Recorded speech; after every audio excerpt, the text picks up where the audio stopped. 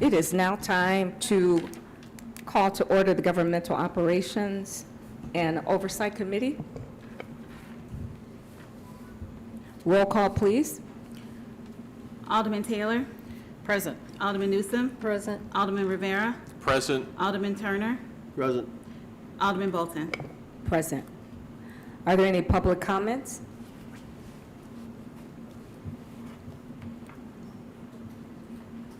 Item D, motion by Alderman Taylor, second by Alderman Newsom to approve the executive session minutes of the former Labor Relations Committee meeting held on November 5th, 2018. Any questions to this motion?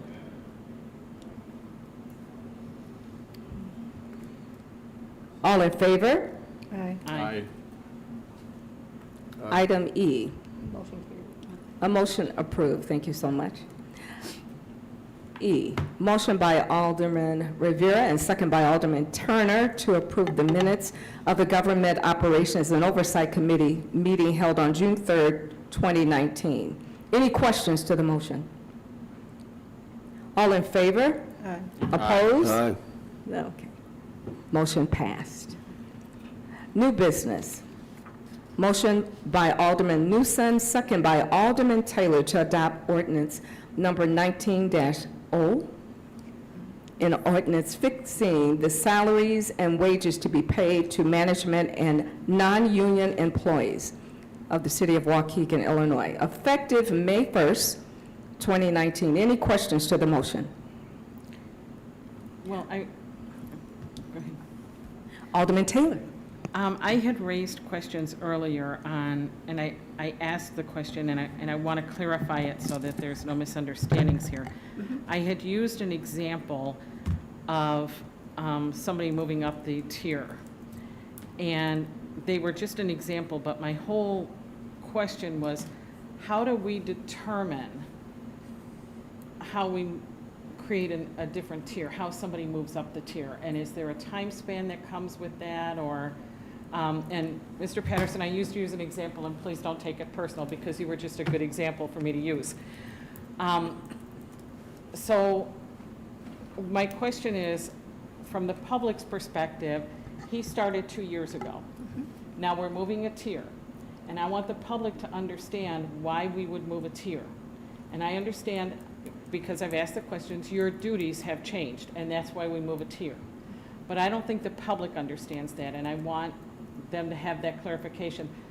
Obviously, that came at the city clerk's recommendation. So what the question would be from a public taxpayer's point of view is, well, that's his boss, so does your boss just give you approval, or is there a process? I understand it's gone through human resources, but I want the public to understand the process. Does that make sense? No, it makes perfect sense. So basically, what happens is, and not everyone that makes a request of this nature Right. is actually approved for it. Let me be clear. If duties have changed and the individual holding the position assumes more responsibility, in this particular case, since we're using deputy clerk here, sorry to keep putting you on the spot, but in this case, according to the city clerk, he is definitely her second in command already, because he is the deputy city clerk. That's first and foremost. Secondly, he has assumed more responsibility since being brought on board in 2017, in a sense that when she's not here, he's acting in her capacity, and correct me if I'm wrong, so he's signing off on documents as if he was actually the city clerk, correct? That's correct. Okay, so when that's brought to our office, and because the mayor is the head of the administrative body here, it is discussed with him, and then he will come and ask me my opinion of it. Sometimes I will say no, it doesn't warrant it, sometimes yes. In this case, because the tier that deputy city clerk is being requested to move to, it falls in line with all the other departments that hold a number 2, such as the HR manager, the telecommunications supervisors, the senior accountants. All of those individuals currently serve as number 2 roles, whereas the individuals in tier 6 are not a second in command. They don't assume a higher responsibility. So when it comes through my office, we do look at what the position job description was prior to the request and the new duties added on. So we do pay attention to those things. And so we, apparently in the past, then our deputy clerk never signed documents then? Like, as a backup, is that true? Well, if you're talking about the current, I mean, not the current, but the previous deputy city clerk, who was the parking attendant and Mayor Motley's son-in-law, no, he did not sign papers. Okay. And he was Yeah. not a direct, Okay. replacement. This is somebody who is my replacement, who I acts just- in all the like I full said, capacity of David, I don't my want you to take duties. it personally, but I want the public to understand, because I don't want somebody to say, he's only been there 2 years, why is that changed?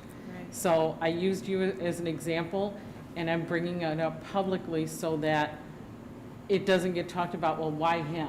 You know what I mean? It's a very open question, it's a policy issue, not a personal issue. And So even outside of deputy city clerk, the other title change, as you all saw, was for the telecommunications Exactly. manager.